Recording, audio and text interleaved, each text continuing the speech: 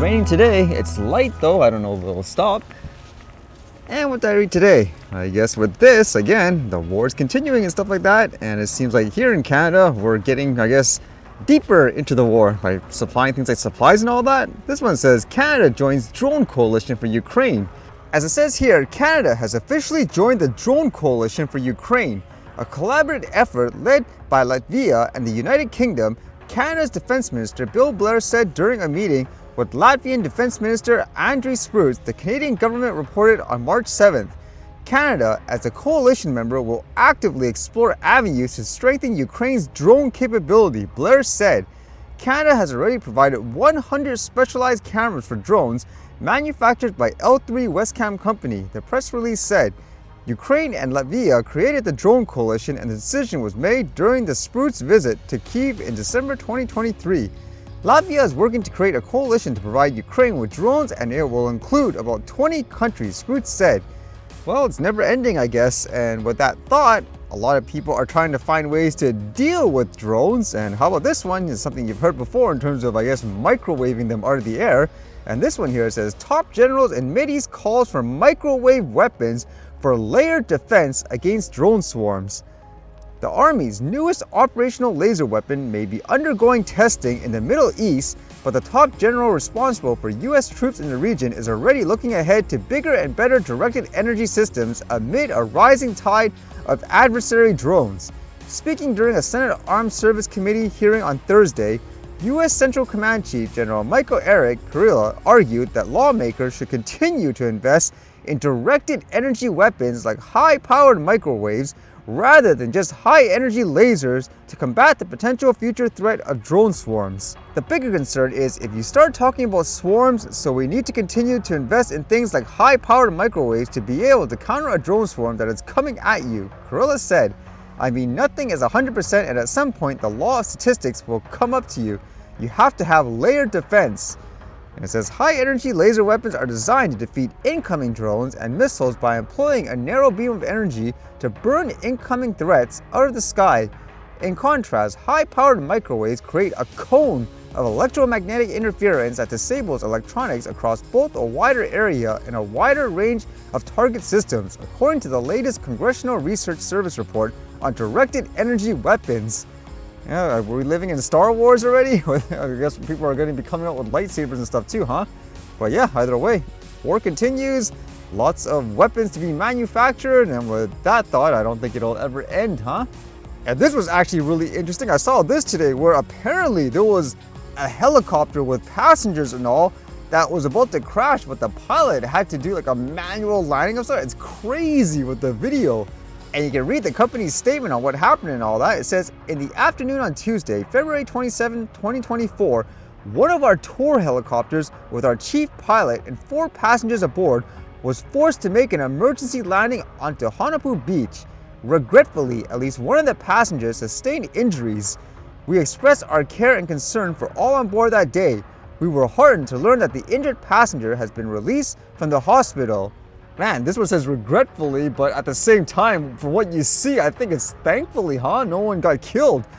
We are and have always been committed to the health and safety of our passengers, crew, and community. Following the landing, we immediately notified and fully cooperated with all federal and local government officials and agencies, including the National Transportation Safety Board, Federal Aviation Administration, State Department of Land and Natural Resources, and the County, Aqua, Police, Fire, and Rescue. With the community's assistance, we were able to get immediate care and treatment to those on board and to remove the wreckage within 24 hours to limit any damage or harm to the environment. We will continue all our efforts and energies in this regard. Man, I can't imagine what's going through the person's mind too, like right at that moment. Reminds me how a pilot, for example, that flies traditional manned aircraft and all that was saying he felt flying an airplane is really easy compared to flying a helicopter. Good job, I guess, from the pilot, huh, in this case.